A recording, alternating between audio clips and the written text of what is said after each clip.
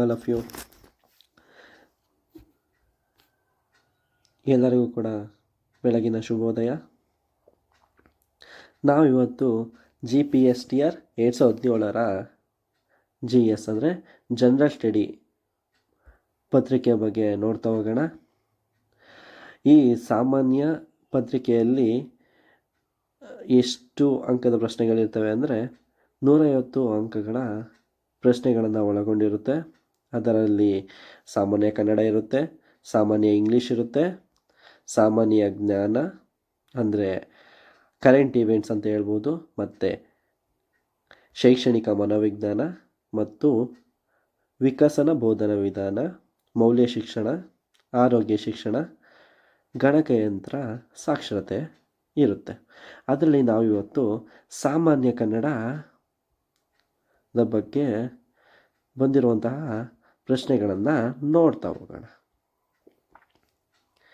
ಮೊದಲನೇ ಪ್ರಶ್ನೆ ನೋಡೋದಾದರೆ, ಕತ್ತಿಮಸೆ ನುಡಿಗಟ್ಟಿನ ಅರ್ಥ. ಏನಿದು ಅರ್ಥ?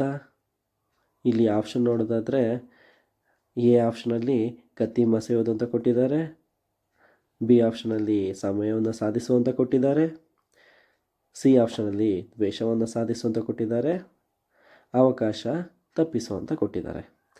ಕತ್ತಿ ಮಸೆ ಅಂದರೆ ಏನು ಹೇಳಿ? ದ್ವೇಷವನ್ನು ಸಾಧಿಸು ಅಂದರೆ ಇಲ್ಲಿ ಕತ್ತಿ ಮಸೆಯೋದು ಅಂದರೆ ಕತ್ತಿನ ಇಟ್ಕೊಂಡು ಮಸೆಯೋದಲ್ಲ.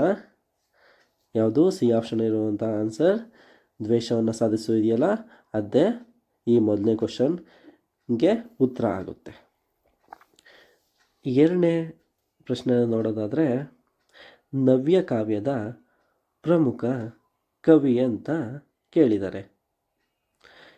ಮೊದಲನೇ ಆಪ್ಷನಲ್ಲಿ ಕುವೆಂಪು ಅವರು ಕೊಟ್ಟಿದ್ದಾರೆ, ಎರಡನೇ ಆಪ್ಷನಲ್ಲಿ ಗೋಪಾಲಕೃಷ್ಣ ಅಡಿಗ ಅವ್ರನ್ನ ಕೊಟ್ಟಿದ್ದಾರೆ, ಮೂರನೇ ಆಪ್ಷನಲ್ಲಿ ಬಸವರಾಜ ಕಟ್ಟಿಮನಿ ಕೊಟ್ಟಿದ್ದಾರೆ, ನಾಲ್ಕನೇ ಆಪ್ಷನಲ್ಲಿ ದೇವನೂರು ಮಹಾದೇವರನ್ನ ಕೊಟ್ಟಿದ್ದಾರೆ ಅಲ್ವಾ? ಇದರಲ್ಲಿ ಯಾವುದು ಇದು ಆನ್ಸರ್ ಹಾಗಾದರೆ? ಬಿ ಆಪ್ಷನಲ್ಲಿರುವಂತಹ ಯಾವುದು ಹೇಳಿ? ಗೋಪಾಲಕೃಷ್ಣ ಅಡಿಗ ಅಲ್ವಾ? ಮೂರನೇ ಕ್ವಶನ್ ನೋಡೋದಾದರೆ, ನಾನು, ನಾವು ಇವು ಯಾವ ಸರ್ವನಾಮಗಳು ಅಂತ ಕೇಳಿದ್ದಾರೆ. ಯಾವ ಸರ್ವನಾಮ ಇದು? ಯಾವ ಸರ್ವನಾಮನ ಅಂದರೆ ಡಿ ಆಪ್ಷನಲ್ಲಿರುವಂತಹ ಉತ್ತಮ ಪುರುಷ ಸರ್ವನಾಮ ಇದಕ್ಕೆ ಆನ್ಸರ್ ಆಗುತ್ತೆ ಅಲ್ವಾ? ನಾಲ್ಕನೇ ಕ್ವಶನ್, ಷಡ್ಮಾಸ ಇದರ ಬಿಡಿಸಿದ ರೂಪ ಯಾವುದು ಅಂತ ಕೇಳಿದ್ದಾರೆ. ಷಡ್ ಪ್ಲಸ್ ಮಾಸನ, ಇಲ್ಲ ಷಣ್ಮಾಸನ, ಇಲ್ಲ ಷಣ್ ಪ್ಲಸ್ ಆಸನ, ಇಲ್ಲ ಷಡ್ ಪ್ಲಸ್ ಮಾಸನ. ಯಾವುದು ಇದಕ್ಕೆ ಆನ್ಸರ್ ಆಗುತ್ತೆ? ನಾಲ್ಕನೇ ಆಪ್ಷನ್ ಇರುವಂತಹ ಷಡ್ ಮಾಸ ಅಲ್ವಾ ಆನ್ಸರು? ಹೌದು. ಹಾಗಾದರೆ ಐದನೇ ಕ್ವಶನ್ ಕಡೆ ಹೋಗ್ಬಿಡೋಣವಾ? ತುತ್ತ ತುದಿ ಇದು ಯಾವುದಾಗುತ್ತೆ?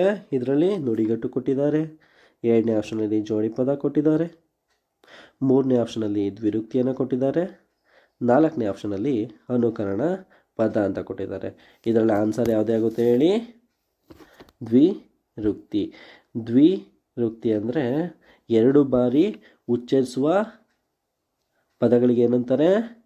ದ್ವಿರುಕ್ತಿ ಅಂತಾರೆ. ತುತ್ತ ತುದಿ, ಬಟ್ಟ ಬಯಲು ಇವೆಲ್ಲ ಏನಾಗುತ್ತೆ? ದ್ವಿರುಕ್ತಿ ಆಗುತ್ತೆ. ಹಾಗಾದರೆ ಆರನೇ ಕ್ವಶನ್ ಕಡೆ ನೋಡ್ತಾ ಹೋಗೋಣ. ಆರನೇ ಕ್ವಶನ್ ನೋಡೋದಾದರೆ, ಆಕಾಶದಲ್ಲಿ ಕಪ್ಪು ಮೋಡಗಳು ಇವೆ, ಈ ವಾಕ್ಯದ ವಿಶೇಷಣ ಯಾವುದು ಅಂತ ಕೇಳಿದಾರಲ್ವಾ?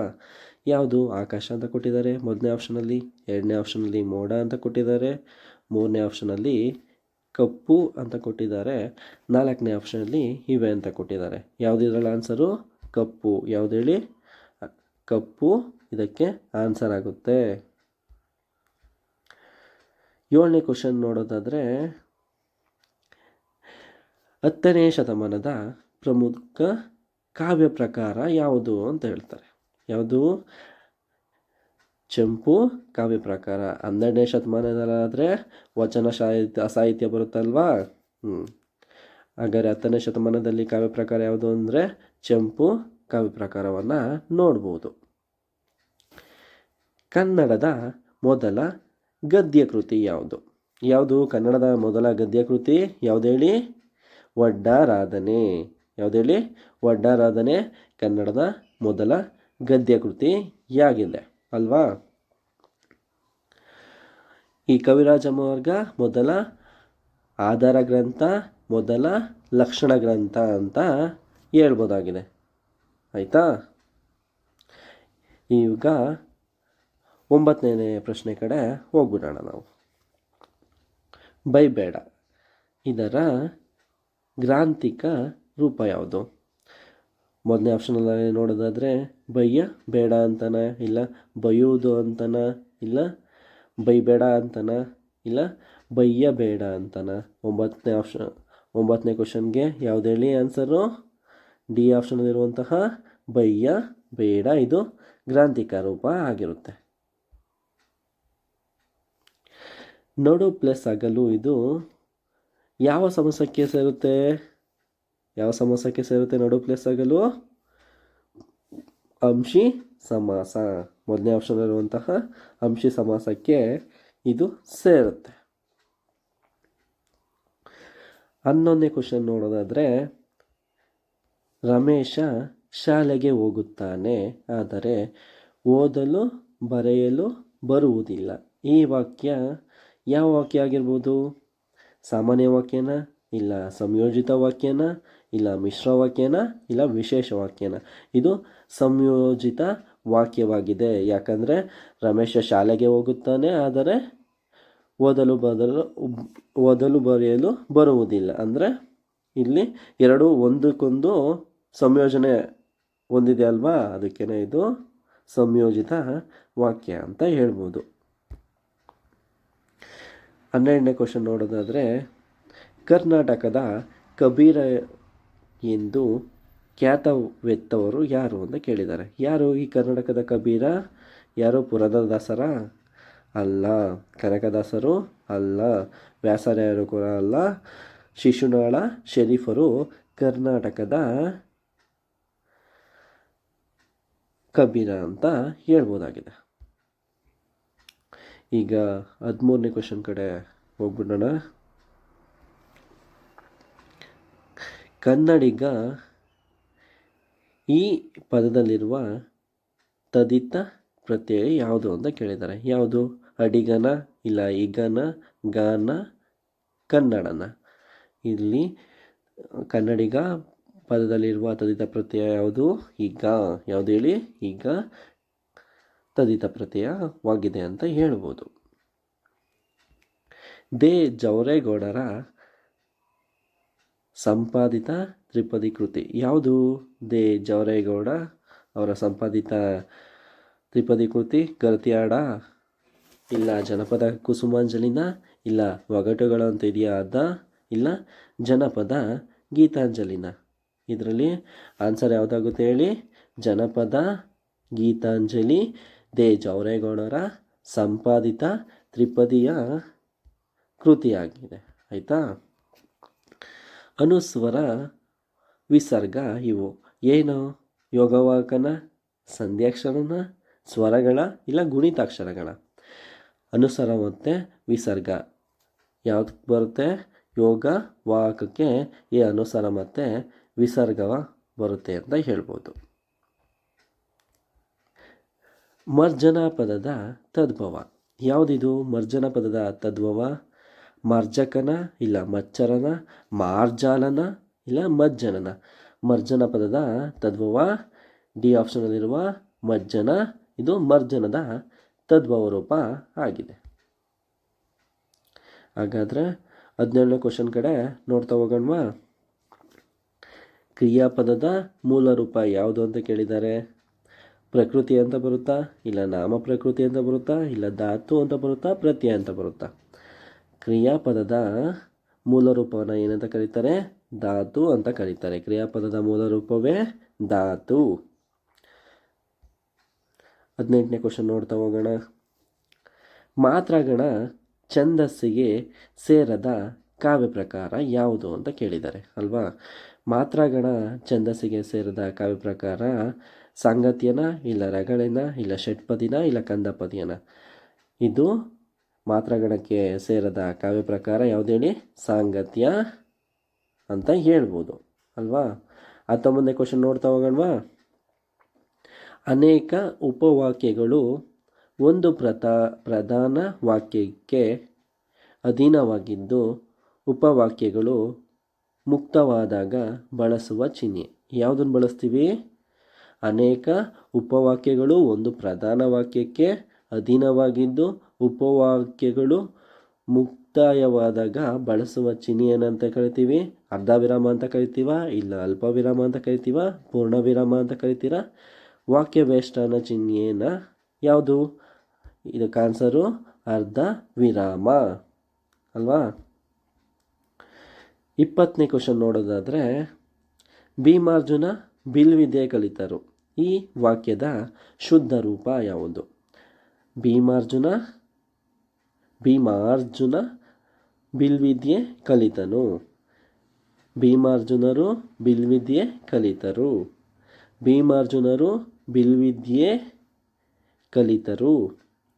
ಭೀಮಾರ್ಜುನರು ಬಿಲ್ವಿದ್ಯೆ ಕಲಿತರು. ಯಾವುದು ಇದಕ್ಕೆ ಆನ್ಸರ್ ಆಗುತ್ತೆ? 4ನೇ ಆಪ್ಷನಲ್ಲಿರುವಂತಹ ಭೀಮಾರ್ಜುನರು ಬಿಲ್ವಿದ್ಯೆ ಕಲಿತರು ಆಗುತ್ತೆ. ಹಾಗಾದರೆ 21ನೇ ಕ್ವಶನ್ ಕಡೆ ನೋಡ್ತಾ ಹೋಗೋಣವಾ? ಯೇಸು ಬಾಲಚಂದ್ರನಂತೆ ಶಿಲುಬೆಯಲ್ಲಿ ತೂಗಿದನು. ಈ ವಾಕ್ಯದಲ್ಲಿರುವ ಉಪಮಾನ ಯಾವುದು? ಶಿಲುಬೆ ಬರುತ್ತಾ? ಇಲ್ಲ ಬಾಲಚಂದ್ರ ಬರುತ್ತಾ? ಯೇಸುನ ಇಲ್ಲ ತೂಗಿದನು ಬರುತ್ತಾ? 21 ಯೇಸು ಬಾಲಚಂದ್ರನಂತೆ ಶಿಲುಬೆಯಲ್ಲಿ ತೂಗಿದನು. ಈ ವಾಕ್ಯದಲ್ಲಿರುವ ಉಪಮಾನ ಯಾವುದು? ಬಾಲಚಂದ್ರ. 22ನೇ ಕ್ವಶನ್ ನೋಡೋದಾದರೆ, ದ್ವಿತೀಯ ವಿಭಕ್ತಿಯ ಪ್ರತ್ಯಯ ಯಾವುದು? ಹೂನ, ಆನ, ಅಲ್ಲಿನ, ಇಲ್ಲ ಹನ್ನುನ? ದ್ವಿತೀಯ ವಿಭಕ್ತಿಯ ಪ್ರತ್ಯಯ ಅನ್ನು.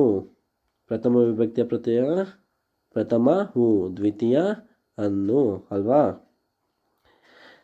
23ನೇ ಕ್ವಶನ್ ನೋಡುತ್ತಾ ಹೋಗೋಣವಾ? ಸೋಮ, ಶಶಿ, ಇಂದು, ನಿಶಾ ಗುಂಪಿಗೆ ಸೇರದ ಪದ ಯಾವುದು? ಸೋಮ, ನಿಶಾ, ಇಂದು, ಶಶಿ. ಇದರಲ್ಲಿ ಗುಂಪಿಗೆ ಸೇರದ ಪದ ಯಾವುದು ಅಂದರೆ ನಿಶಾ. ಸೋಮ ಅನ್ನೋದು ಕೂಡ ಸೂರ್ಯ ಅಂತ ಅರ್ಥ ಕೊಡುತ್ತೆ ಅಲ್ವಾ? ಇಂದು ಅನ್ನೋದು ಕೂಡ ಸೂರ್ಯ ಅಂತ ಅರ್ಥ ಕೊಡುತ್ತೆ ಅಲ್ವಾ? ಶಶಿ ಅನ್ನೋದು ಕೂಡ ಅರ್ಥ ಕೊಡುತ್ತೆ. ಆದರೆ ನಿಶಾ ಅನ್ನೋದು ಅರ್ಥ ಕೊಡೋದಿಲ್ಲ. ಆದ್ದರಿಂದ ಗುಂಪಿಗೆ ಸೇರದ ಪದ ಯಾವುದು? ನಿಶಾ ಅಲ್ವಾ? 24ನೇ ಕ್ವಶನ್, ಅನಂತ ಪದದ ವಿರುದ್ಧಾರ್ಥಕ ಪದ ಯಾವುದು ಅಂತ ಕೇಳಿದ್ದಾರೆ. ನಿರಂತರ ಅಂತ ಬರುತ್ತಾ? ಇಲ್ಲ ಹಂತ ಅಂತ ಬರುತ್ತಾ? ಇಲ್ಲ ಪರಂತ ಅಂತ ಬರುತ್ತಾ? ಇಲ್ಲ ದುರಂತ ಅಂತ ಬರುತ್ತಾ? ಅನಂತ ಪದದ ವಿರುದ್ಧಾರ್ಥಕ ಪದ ಯಾವುದು ಹೇಳಿ? ಬಿ ಆಪ್ಷನಲ್ಲಿರುವಂತಹ ಅಂತ ವಿರುದ್ಧಾರ್ಥಕ ಪದ ಆಗಿರುತ್ತೆ. ವ್ಯಾಪಾರಿ ಇದು ಯಾವ ನಾಮ ಇರ್ಬೋದು? ಋಣನಾಮನ, ಅಂಕಿತ ನಾಮನ, ಇಲ್ಲ ಅನ್ವರ್ಥ ನಾಮನ, ಇಲ್ಲ ಸರ್ವನಾಮನ? ಅಂದರೆ ಯಾವುದಕ್ಕೆ ಬರುತ್ತೆ ಹೇಳಿ? ಅನ್ವರ್ಥ ನಾಮ ಅನ್ನೋದು ಬರುತ್ತೆ. ಅವರ ವೃತ್ತಿಗೆ ಆಧಾರವಾಗಿ ಕರೆಯುವಂಥ ಹೆಸರುಗಳನ್ನು ಅನ್ವರ್ಥ ನಾಮ ಅಂತ ಕರಿಬೋದು. ಹಾಗಾದರೆ ಇವತ್ತಿನ ತರಗತಿಯಲ್ಲಿ ನಾವು ಯಾವುದ್ರ ಬಗ್ಗೆ ಅಧ್ಯಯನ ಮಾಡಿದ್ದೀವಿ? ಸಾಮಾನ್ಯ ಪತ್ರಿಕೆಯಲ್ಲಿ ಸಾಮಾನ್ಯ ಕನ್ನಡ ಪ್ರಶ್ನೆಗಳು ಯಾವ್ಯಾವಿದ್ವು 25 ಅದ್ರ ಬಗ್ಗೆ ಅಧ್ಯಯನ ಮಾಡಿದ್ದೀವಿ. ಮುಂದಿನ ತರಗತಿಯಲ್ಲಿ ಸಾಮಾನ್ಯ ಇಂಗ್ಲೀಷ್ ಪತ್ರಿಕೆಯ ಬಗ್ಗೆ ನೋಡ್ತಾ ಹೋಗೋಣ, ಮೊದಲನೇ ಪತ್ರಿಕೆಯಲ್ಲಿ. ಆಯಿತಾ?